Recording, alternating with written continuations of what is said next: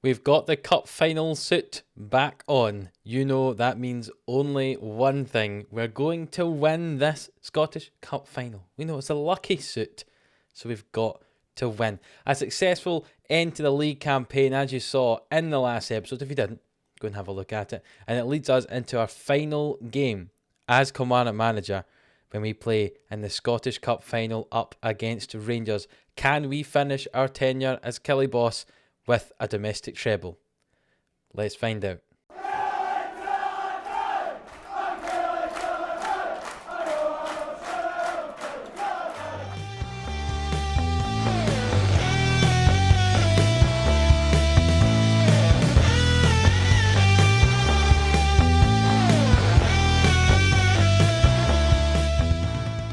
Yes, hello, welcome into 11 Sports here for the Killie Boys and Football Manager 21. If you're new around here, hit the subscribe button for more daily Football Manager content. And as I said in the intro, go check out the last one.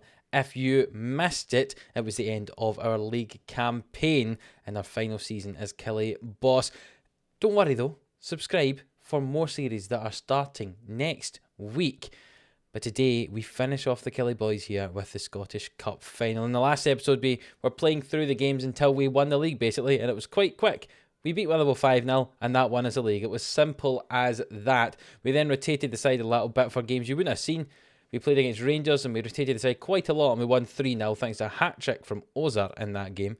We brought Boba back into the frame for the next two games, and I'll tell you why in just a minute, but we scored a goal from Boba and Francisco to win that game 2-1 against Hearts, and then we finished the season with a 5-1 win over Celtic, 2 for Darren Anderson, an own goal, and 2 for Boba. And the reason we've been playing Boba in these games is because he scored 41 goals now this season in total across all competitions. The current Kilmarnock record for the most goals in a domestic season is 41 goals. If he gets a goal in the Scottish Cup final, he sets a new record for the number of goals scored in a season by a player for Kilmarnock. So I thought I had to chuck him in. Even though we didn't need him for the game against Hearts and Celtic, I had to throw him in to try and get him close to that record. And he scored 3 goals over those 2 games. It's put him equal with the record. So see if he can break that record today when we play up against Rangers in an attempt for us to win a domestic treble, to finish our time here with Kilmarnock. I mean, a backup team beat them 3-0 in the league earlier on, so hopefully a full-strength team can beat them comfortably in the Scottish Cup final. That's the theory anyway. Looking at the league table, obviously you only saw after we'd won. Rangers then did drop some points after that as well. We ended up winning by 13 points, which is a lot of points. You can see our goals as well. 108 goals, just 2 short of our record from a couple of seasons ago where we scored 110 goals. Only conceding 28 as well. Not bad at all. 29 wins, 8 draws and 1 loss. Almost an unbeaten season if it wasn't for that loss against Celtic all the way back in December. I mean, I'm a little bit disappointed with that. It could have been nice to finish with an unbeaten season, but hey, we're not going to complain too much about that. We've won the league, we've won the Betfred Cup, and now it's time to win the Scottish Cup. If you look at the kind of stats for the league down there at the bottom, just before we move on, you can see Boba tops the goal scoring charts of 29 compared to Delberg's 20. He also tops the average rating with an average rating of 8.03. I've not seen many players with an average rating over 8 in Football Manager, and Boba's had that this season. He's also had 16 assists to go alongside these 29 goals, 13 man of the matches, and we also top the clean sheet charts with Garcia getting 12, which isn't half bad since he didn't start all the league games because he was being used in Europe sometimes and Ryan Morris was playing a bit, so not bad to get 12 clean sheets in that. Fuentes was up there for average rating and goals as well. A very, very impressive kind of Robin to the Batman of Boba and a dominant season. All in all, back-to-back league winners now. I must say, I'm very much looking forward to hopefully being a treble winning manager, if we can do that in the Scottish Cup final. I think I've whittled on with other stuff enough. Let's get into this final. Let's show you the team who'll be playing up against Rangers today. And here is the team that will play in the Scottish Cup final. My last game in charge of Kilmarnock. Garcia in goal, Perez and Anderson at centre back, Sika on the right and Carrasco on the left. Vlalic with Stacey and Pedraita either side of him. Fuentes on one side, Fuentes on the other side, and Boba up front. The bench contains Morris, Menge, Thompson, Pena, Isaac, Demal and Andre Silva as well. 41 goals Boba has. If he can get one, he'll set a new record for Killie. Of course, I want to win the Scottish Cup as well, but it'd be nice to get Boba that record too. We haven't lost to Rangers this season, so it'd be awfully cruel if we lost to them in the last game we played. They're playing a 4-2-3-1 as they so often do. Delberg being that main man up front, we'll have to watch. Make sure he doesn't score too many goals in this game. We're playing our 4-3-3 as we always have this season. For some reason, Anderson's already out there when the rest of the players are walking out. Very strange indeed. They were lined up round the centre circle. I'm not quite sure what for. Possibly for the anthem? I don't know. But the first highlight of the game happens here. We started, we're 2.5 minutes in, and Fabricio Fuentes has got the ball deep in his own half and ran all the way into the opposition's box. Plays it into the middle, and Boba gets that 42nd goal of the season. We've only played 3 minutes, and he's already done it. He's broken the record. He's now scored 42 goals in a season, the most ever by a Kilmarnock player in a season. Well done to Boba, and well done to Fabricio Fuentes for setting this up. He ran the full length of the field over to Boba, who slots that in the corner. We're up 1-0, and Boba's broken the record. That's amazing. Throw in from the left-hand side. Carrasco finds Fuentes. Abraham Fuentes swings it in and Boba heads it, and it was at very close range and the goalkeeper managed to hold on to it. Very impressive goalkeeping indeed. Another throw in here from the left hand side, thrown in. Vlalic switches it over to Fuentes, who hits it, it bounces off several defenders, and eventually it's cleared away, it looks like. But Murphy finds Henderson, it's launched down the line, and Sika holds on to it. And that is the end of the highlight. We've been totally dominant here. Boba swings in a corner, it's headed away. Stacey collects it. And halfway inside the Rangers half, Abraham Fuentes with the ball on the left-hand side to the byline, and it's challenged by Rangers, and they come away, and Delberg has it now, and can they perhaps overlap on this right-hand side? Mina with it, back to Acevedo. The ball's played forward, but it's intercepted by Anderson. Maybe we'll recycle this play and have a chance of our own. Vlalic dropping deep in between the centre-backs, finds Fuentes, who goes down the left-hand side. He's got Carrasco if he needs him, but he's not going to use him. He drives himself to the byline. Carrasco now with it, finds Stacey, back to Carrasco. He swings this ball in the box. Well, no, Stacey gets it. He puts it in. Abraham Fuentes, it's cleared away by the defender. And Pedroita's got it now. And Vlalic. And Sika. But Murphy's intercepted that, and that's the end of the highlight. Why show us that far if it's not going to be an actual highlight? Rangers have not had a shot yet in the first 25 minutes. We've been totally dominant, but we've only got one goal to show for it, which is slightly worrying. I would like to have a couple with the dominance that we have had. A yellow card to Sergio Perez now. Still no shot for Rangers, and they do have a man injured now.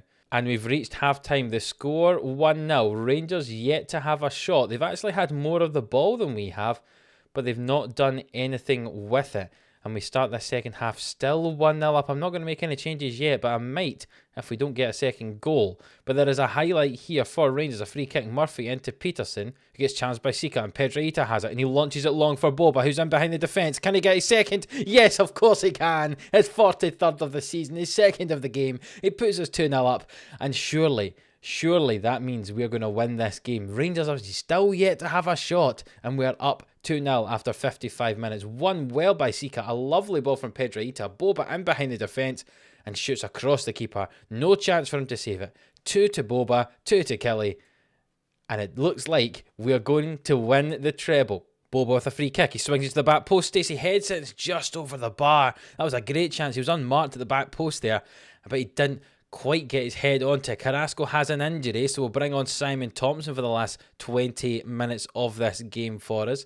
We've got some fairly dead legs further up the field as well, but Rangers have now had one shot. There's 2 minutes to go though. We will bring on some players to replace some of these dead legs. Pedroita's been playing well. We'll bring on George Payner to get a game since he's been with us for a bit of a longer time than some of the other players, and Ted and Menge can come on as well to cover it right back for the fairly tired Sika. Menge, remember, right at the start of the Killie boys, he was playing for us, and now he gets to be on the field as we pick up the Scottish Cup trophy to complete our domestic treble.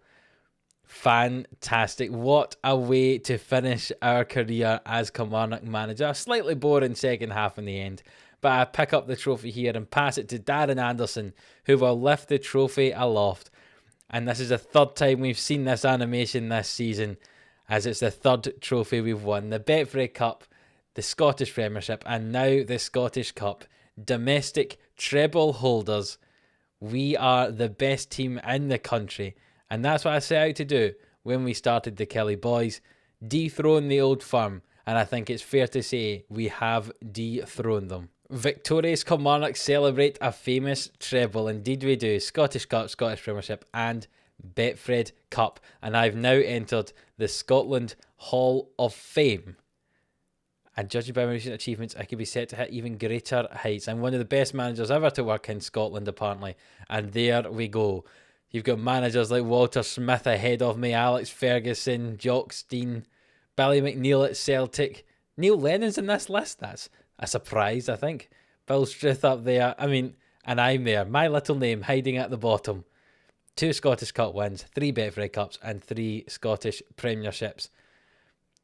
I mean, I've got a lot of way to go before I start getting some of the higher positions in this list, but I've started there at the bottom of this. That's a lovely way to finish this series with me joining the Scottish Hall of Fame. So yes, if we look at the history of all the competitions we've played in, we got to the final of the Betfred Cup in 23-24. We lost that one to Rangers. We then beat Celtic in the Betfred Cup final. In the 26-27 season, and the last 2 years, we have won the Betfred Cup. Not something we've been consistently good in, but we have in recent years won it back to back now. If we look at the Scottish Cup, we were runner-up in our second season in charge of Kilmarnock. We lost to Rangers 21-22.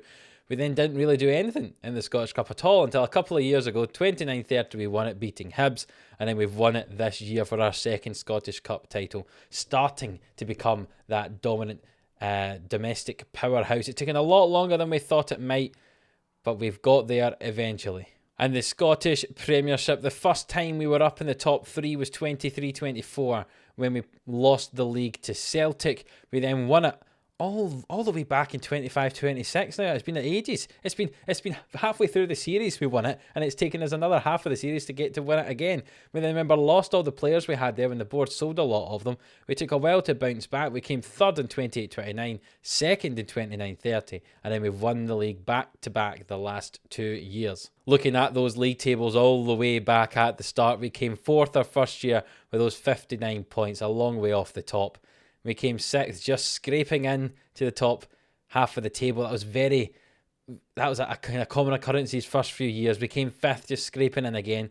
We then lost the league to Celtic, ended up by quite a long way. They had one of those years where they just didn't concede a goal. 17 goals they conceded all season. Pretty impressive defensive record. We then dropped down again into fourth place the next season, but the next year was the year we won the league by 7 points. An impressive effort for us, and then we were in that Champions League space, but the board then sold a lot of our good players, remember, around that time. We ended up coming fifth. Actually, we're only 4 points off third, but we did come fifth, which was a very disappointing season. Second season syndrome almost. We lost a lot of games against teams we shouldn't have. Teams like Falkirk, who were relegated, we lost games to. 13 losses was not good enough as a defending champion. We then bounced back with another fifth place finish, but again, one more win in the whole year would have put us third. But again, 13 losses, just not good enough. And you can see we had several losses to St Mirren in that season, who were one of our nemesis. We then bounced back with a third place finish. We were competing with Rangers Celtic for a while, and then we dropped off. We then lost to Rangers by a point 3 years ago, if you remember rightly. Right on the last episode, the last 2 days of the season, we dropped points, and Rangers won the league for us. 110 goals we scored that year, and somehow Rangers still beat us in the end. We then won last season, or the season before, I should say, by 6 points over Celtic. Rangers were absolutely nowhere near, and the season that's just gone, we've ended up winning it by our biggest margin yet, 13 points. It looks like we'd be able to keep this team together. No one was really going to be getting sold, it doesn't look like. I know we lost Jovic for this season, but there's a lot of big name players who are under contract and will probably stay with us. We're now a proper Champions League club. We're now a dominant domestic side. We only lost 1 game all year. I personally think this gap at the top's only going to grow, but we're getting to the stage that we're not good enough in European competitions to compete. You saw how we got beaten by Juventus 6-5 in the knockout round. There's teams further on that we definitely get beaten by, and I was actually surprised at how close we made it with Juventus. I thought we should have got totally demolished by them. So we're going to dominate the domestic competitions, which is fine if Europe is then interested. But Europe's not going to be interested because we can't compete with anybody there. So that's why I'm feeling this is a perfect time to end it. We've just won a domestic treble. We're dominating in Scotland. But I feel as if it's going to get a little bit stale if we continue going on just dominating in Scotland but not doing anything in Europe, which is a worry where we're going to get, because we're still not a big enough reputation at the moment, 12 years into this save, to hold on to the really big players. Someone like Jovic went to Aston Villa, who are just a mid-table Premier League side down in England, instead of being at the champions of Scotland, who were in the Champions League all the time. So our reputation is not high enough to keep a hold of these players and to attract the players. Someone like a PSG is always going to get a player over us. Someone like a Man United will always do that. And it's going to take a long time to increase that reputation. And I feel that perhaps wouldn't be the most interesting thing to watch over the next few years. And certainly I think for me, it might get a little bit stale as well. So I hope you understand why we are ending the Killie Boys here right now at this stage. It's not been an easy thing to do.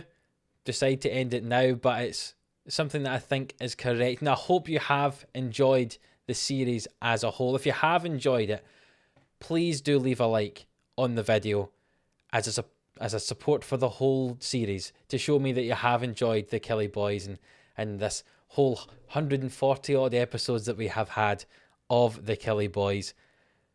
It's something that I never thought I'd have a series this long. This is my first ever series on Football Manager on YouTube. In fact, doing any recording at all, I feel as if I've progressed with my style and improved throughout. And I hope that you guys have enjoyed. If you've been following from the start, I hope you've enjoyed it. If you joined us halfway through, you can go back and watch the start. They're probably not as good, the first 3 episodes, as they are now. But we've got new series coming, as I say, in the near future, which should be very enjoyable to watch as well. So don't be going anywhere. If you're sad the Killie Boys is going, don't worry. We've got more stuff to come in to replace it. So for the last time here with the Killie Boys, if you have enjoyed it, please do leave a like on the video. Subscribe if you haven't already. And until the next one, we'll see you then.